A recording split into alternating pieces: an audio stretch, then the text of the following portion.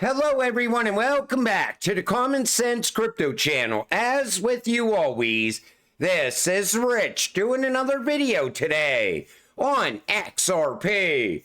So I hope you're all having a wonderful day today wherever you are in this great world. We're gonna talk about XRP. And once again, this is the one-day chart. We're sitting here just above 52 cents. You know, right before I started making this video, I seen someone on X saying, look, Ripple's dumping on the XRP community again. No, what's going on is we're still following Bitcoin. Look at the Bitcoin chart. Even right here, you see it start to pop back up. Same thing happening on the XRP chart. You know, eventually we will go into alt season. And that's when we'll start to really break away from Bitcoin. But for now, we are still following Bitcoin. Top Trader predicts timeline for XRP to spike 2x to 5x. Now, I read through this article, and this is coming from Charting Guy, who says he is the greatest of all time when it comes to charts. But all he's pointing out is that we're still waiting for Bitcoin to take off and pull the rest of the market up with it. And he really doesn't give a timeline here either. He also talks about how Bitcoin dominance will start to fall at some point, taking us into alt season, which I've been pointing out for a while. That's all we're waiting on to happen. And even the Bitcoin maxis tell you the Bitcoin cycle is still perfectly on track. So if that's the case, you could expect Bitcoin to start really running up going into the end of the year. Now, this is the one thing that still worries me the most. What kind of impact is Tether going to have on the price of Bitcoin? Because Mika goes live at the end of this year. And that is definitely going to put a dent in Tether. Other countries are already pushing ahead with stablecoin regulations as well. I don't know what kind of impact that's going to have on Bitcoin. I know it's also going to have an impact on the rest of these cryptocurrencies as well. But a cryptocurrency like XRP, it's not propped up by Tether. So it might have a quick impact on the price of XRP, but I think XRP would bounce back very fast if Tether was to fall. But it does not look good for Tether going forward. Now, a lot of people said I avoid talking about this video right here because Brad Garlinghouse says they created 100 billion XRP because they wanted XRP to become the world's reserve currency. But Brad also said they created 100 billion XRP to keep the price cheap. Take a listen. Well, so when XRP was created, this actually was created before Ripple existed. The creators of XRP decided there'd be 100 billion units because they saw it as rather than having a smaller number with a very high price, they saw it as something they wanted to be effectively a global reserve currency. I think the opportunity, well, there never will be more than 100 billion XRP. All the XRP that have ever been created have been created. So you could look at this two ways. They created 100 billion XRP and it's cheap in price right now. But they created 100 billion XRP so it could serve the entire world. You know, 8+ billion people. So if it was to become a world's reserve currency, XRP could be scarce at some point in the future. And, you know, that's what a lot of people didn't see in this video. Plus, think about it like this. Early on, when Brad was going bank to bank, trying to sell RippleNet software, try to sell the banks on the idea of XRP, if it was super high in price, the banks would have been like, no, we'll go with a different solution. But because it was cheap, the banks had no choice but to push ahead with Ripple and XRP. Now, since then, they got all these rails put in place, and they even abandoned smart contracts back then because it would have raised the cost on transactions, on cross-border payments.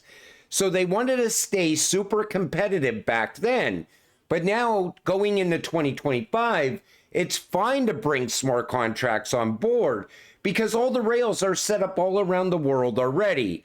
So if XRP was to go up in price now, it wouldn't matter because the software is already put in place. It's just like anyone starting a business. You know, in the beginning, you got to be super competitive so you could build a portfolio. But then once you get your work out there, all of a sudden you could go with any price point and people would still choose you over the competition because now they know your work. They know the quality of it. They know how it's better than the rest. So they don't mind paying more for a quality product. I think the same thing happened with Ripple and XRP early on. And you know, any new business owner can really learn from this. If you're thinking of starting some sort of business, you go with this model. Early on, you don't go out there and say, hey, I want top dollar, because people would already choose well-established companies over your company. And I think that's what happened with Ripple and XRP. Hopefully I explained that in the right way.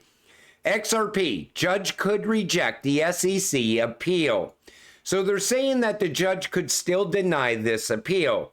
And nobody really knows what the SEC is challenging yet because they didn't make that public yet.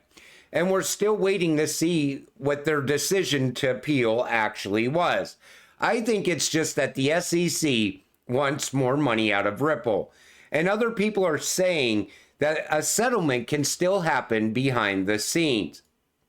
Gary Gensler grilled by law students and former SEC Commissioner Robert Jackson Jr. over his stance on regulating crypto. So pretty much what Gary did here was said that the law is clear. You know, we don't need upgrades to the law. The law is clear when it comes to crypto, but we know the law is outdated. But then he goes on to say this: it's unlikely this stuff is going to be a currency. It's going to have to show its value through disclosure, through use. So in other words, a crypto cannot become a currency until they realize its value through its actual use case, which kind of makes sense because at the end of this year, they also want to put a fair value on crypto as well. And what would they base that value on? Most likely its use case, its utility. If you're going to base the value of XRP based on its utility and use case, XRP right now should easily be sitting above $10, at least above $5. But you know, he's not wrong there, and XRP will eventually become the world's bridge currency that it was built to be. Are you ready for today? It says tomorrow, but I said today because this is now going to happen today. And this has nothing to do with Ripple versus SEC. We see these Sunshine Act notices every single month. We've been watching these notices get announced month after month for the last, 3 years now? It has nothing to do with Ripple versus SEC, but they will continue to hype it up month after month. SEC's Chair Gary Gensler applied to serve as an advisor for Binance in 2019. So in 2019, he applies to become an advisor to Binance. 2019, he is rejected. 2021, he becomes the SEC chairman. 2022, Gary says that Binance is operating illegally in the United States. 2023, the SEC sues Binance. Did I miss something? Is it me, or does this sound like a weird twisted version of the show Billions? You know, that does kind of feel like that show Billions. But that's what happened. And I wanted to point that out because that's kind of like a blast from the past. But you got to understand, this is the way Gary Gensler works. Somebody pisses him off, he's going to use the entire power that he has as the chair of the SEC to get back at them. And I think that's what he did with Binance. The reason he's holding Ripple back is because he's doing the bidding of the big banks and from a handful of corrupt politicians as well. Now, we talked about Ripple's 3 use cases that they were going after. They were going after the derivatives market, digital identity, and cross-border payments. So once again, you see digital identity in the XRP ledger. Take the XRP ledger, for example, currently being used by Heirloom to help individuals manage their digital identity online in a way that is stable and energy efficient, but fast in terms of transaction times. 5 billion digital IDs globally by 2024. In 2024, more Americans will use digital IDs and biometric verification at airports. And eventually, digital ID is going to play an important role in every single aspect of your life. But it looks like Ripple is still pushing towards digital ID on the XRP ledger. Palau will move tokenization to the retail public, similar to PayPal or Ally Pay, using Ripple's technology. Palau's stablecoin program, CBDC, RLUSD, XRP. Now here's the problem. Palau is not using Ripple when it comes to tokenization. Palau's digital savings bond platform does not use Ripple or the XRP ledger that we know of. It's built on the Sora version 3 hub chains hyperledger, Iroa 2-base network, 2 different systems. Now, I think it's great that Palau is going towards the retail sector when it comes to tokenization. They're also still building out their CBDC with Ripple. Maybe later they will move this to the XRP ledger. But for now, Ripple is not involved with tokenization in Palau. I just wanted to clear that up because I keep seeing people saying that this is starting to gain traction.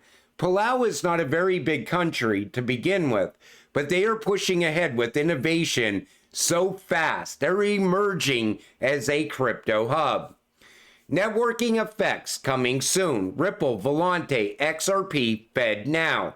Building network effects on Ripple. Ripple plays a critical role in the development of the Internet of Value by initiating network effects. It's all going to start with Ripple. The reason I wanted to point that out is because this is also happening as well.